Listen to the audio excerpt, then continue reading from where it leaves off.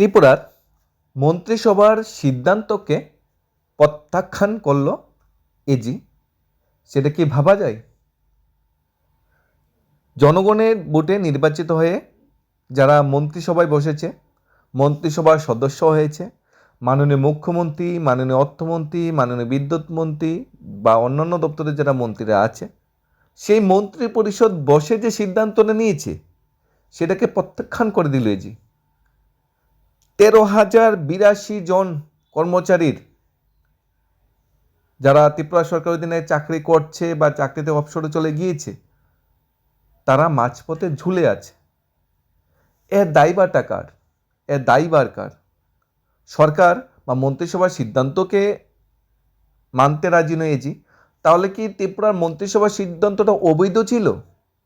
ত্রিপুরা মন্ত্রিসভা কি কোনো অবৈধ ডিসিশন নিয়েছে, বেআইনি ডিসিশন নিয়েছে, যেটা এজি বা কেন্দ্রীয় সরকার অধীনে পরিচালিত একটা দপ্তর মানতে রাজি নয়? সেটা কিন্তু কোশ্চেন জেগেই থাকে। কি এসেছে প্রতিবেদনে? কি সিদ্ধান্ত নিয়েছে মন্ত্রিসভা? কেন এজি এটা প্রত্যাখ্যান করলো? সেই 13,000 কর্মচারীর ভাগ্য কি আছে? তাদের যে নিয়মিতকরণের বিষয়টা, তাদের প্রমোশন, যে নিয়মিত প্রমোশনের বিষয়টা, সেটা কোন পর্যায়ে আছে এবং ভবিষ্যতে কি দাঁড়াবে? 2021 সালে তৎকালীন মুখ্যমন্ত্রী বিপ্লব কুমার দেব মহোদয় কর্মচারীদের বহু প্রতীক্ষিত যে পেনশন, বহু প্রতীক্ষিত যে প্রমোশন, যেটা আটকে ছিল, প্রমোশন হচ্ছিল না কর্মচারীদের, কারণ সুপ্রিম কোর্টে কেস বিচারাধীন, তখন মাননীয় মুখ্যমন্ত্রী কর্মচারীদের স্বার্থে মন্ত্রিসভায় একটা সিদ্ধান্ত নিয়েছে যে কর্মচারীদের প্রমোশন দেওয়া হবে, অ্যাডক প্রমোশন। কিন্তু অ্যাডক প্রমোশন পাওয়ার পরে কর্মচারী যখন অবসরে চলে যেত, তখন এজি সেই অ্যাডক প্রমোশনটাকে মান্যতা দিত না। এজি বলতো যে অ্যাডক প্রমোশনের কোনো মান্যতা নেই, রেগুলার প্রমোশন হলেই কর্মচারীরা সমস্ত সুযোগ সুবিধা পেনশনে যাওয়ার পর পাবে, সেটা বেসিক লিভ স্যালারি হোক কিংবা অন্যান্য সুযোগ সুবিধা হোক। কিন্তু যখন কর্মচারীরা বারবার দাবি জানিয়ে যাচ্ছে যে অ্যাডক প্রমোশন কোনো মান্যতা নেই, অ্যাডক প্রমোশন একটা অন্ধকার অধ্যায়, তখন রাজ্যের মন্ত্রিসভা আবার সিদ্ধান্ত নিল যে অ্যাডক প্রমোশনকে রেগুলার প্রমোশনে কনভার্ট করা হবে। 2025 সালে মন্ত্রিসভা সেটা সিদ্ধান্ত নিয়েছে। সেই সিদ্ধান্তটা যারা নিয়েছে তারা বর্তমান মন্ত্রী পরিষদের সদস্য। কিন্তু কর্মচারীরা যখন খুশি, যখন আহ্লাদিত, যখন আনন্দিত যে আমরা রেগুলার প্রমোশন পেয়ে গেলাম, এখন আমরা সব কিছু পাবো, কিন্তু এজি এই রেগুলার প্রমোশনকে মান্যতা দিতে রাজি নয়। এজি বলছে যে সুপ্রিম কোর্টে কেস বিচারাধীন। কি ধরনের পরিস্থিতিতে কর্মচারীরা বর্তমানে কাটছে বা যারা ভবিষ্যতে পেনশনে যাবে, কি ধরনের পরিস্থিতির সৃষ্টি হবে এই নিয়মিতকরণ ইস্যুতে, রেগুলার প্রমোশন ইস্যুতে, সেটা আমরা দেখে নেব এক নজর। পক্ষান্তরে সেই সিদ্ধান্তকে আইন মাফিক করা হয়নি বলে জানিয়ে দিয়েছে কেন্দ্রীয় সরকারি দপ্তর। মন্ত্রিসভা যে সিদ্ধান্তটা নিয়েছে সেটা আইন মেনে সিদ্ধান্ত নেয়নি।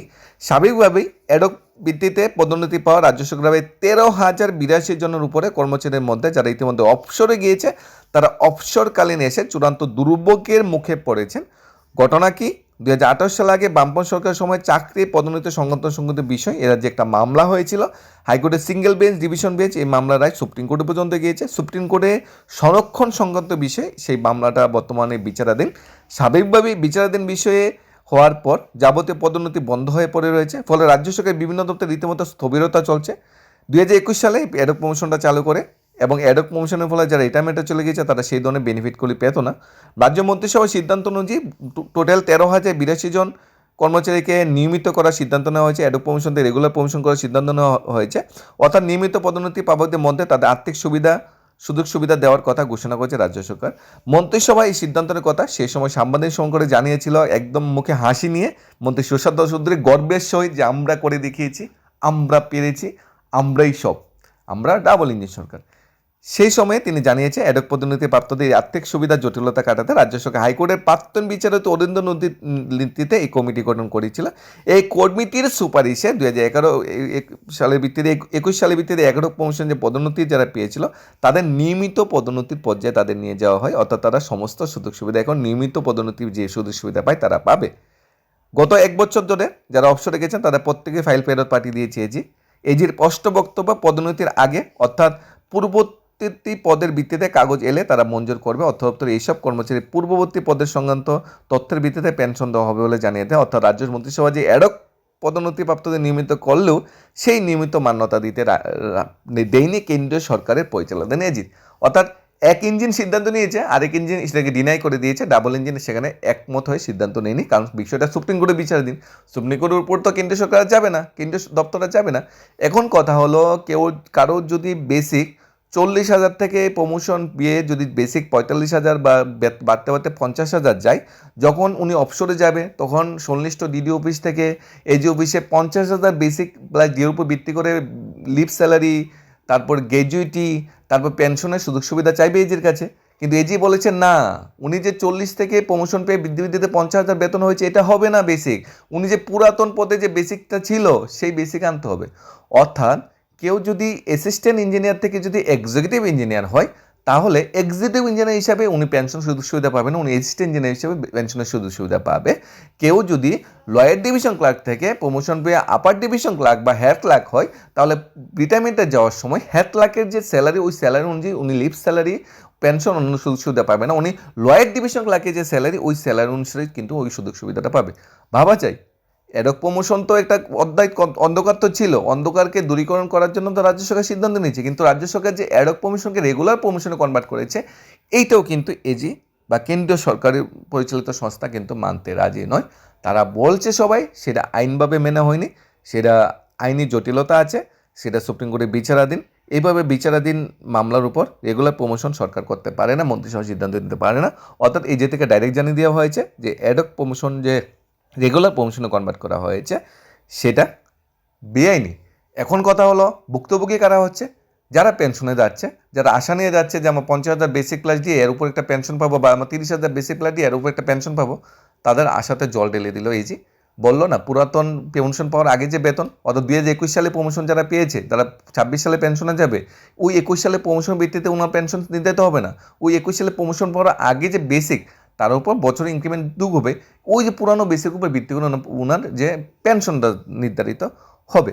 তাহলে যে থেকে ফাইল করে দিল। কেউ যদি আজকে পেনশনে যায়, 2-3 মাস 4 মাসের ভিতরে পেনশনটা চালু হওয়ার কথা, কিন্তু চালু হচ্ছে না, কারণ এই যে থেকে বারবার ফাইল করিয়ে দিচ্ছে। অর্থাৎ ভুক্তভোগী হচ্ছে পেনশনাররা, তাদের পেনশন বন্ধ হয়ে বসে আছে, তারা গ্র্যাজুইটির টাকা পাচ্ছে না, লিভ স্যালারির টাকা পাচ্ছে না, এই বেনিফিট কিন্তু সুযোগ সুবিধা তারা পাচ্ছে না।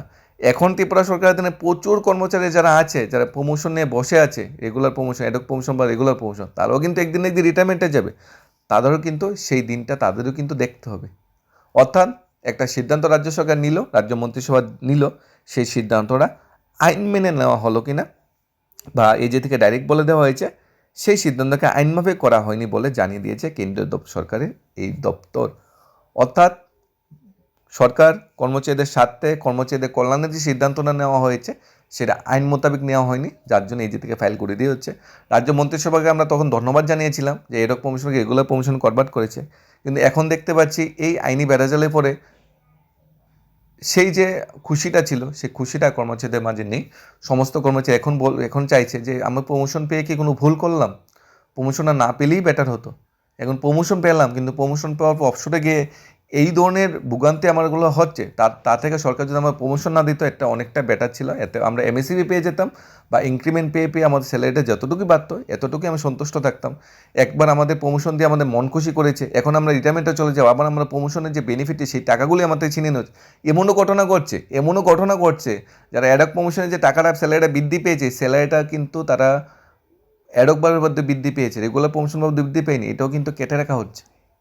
অর্থাৎ এক সময় আমাদের খুশি করার জন্য সরকার আমাদের পক্ষে যে সিদ্ধান্তটা নিল, সেটা এখন আমাদের দুঃখের কারণ হয়ে দাঁড়িয়েছে। তার উপর ভিত্তি করে এতটুকু বলা যাচ্ছে, যতক্ষণ না পর্যন্ত সুপ্রিম কোর্টে এর কোনো ফয়সালা হয়, যতক্ষণ না পর্যন্ত সুপ্রিম কোর্ট থেকে কোনো কার্যকরী সিদ্ধান্ত আসে সংরক্ষণ নীতি হিসাবে, ততক্ষণ পর্যন্ত আমাদের অ্যাডক প্রমোশন পেয়েই চলে যেতে হবে, এবং আমাদের ধরে রাখতে হবে এই অ্যাডক প্রমোশনটা কিন্তু রিটায়ারমেন্টে আমাদের কোনো কাজে আসবে না। ইভেন রিটায়ারমেন্টে যাওয়ার পর কিন্তু আমাদের যে বেশি বেতন পেয়েছে সেটাও আমাদের হাত থেকে ছিনিয়ে রাখতে পারে সরকার বা সংশ্লিষ্ট দপ্তর, রাখতে পারে বা নাও পারে, কিন্তু সেটা কিন্তু আজকে যেটা আমার খুশি অ্যাডক প্রমোশন নিয়ে, সেটা হয়তো ভবিষ্যতে আমাদের দুঃখের কারণ হতে পারে। ধন্যবাদ।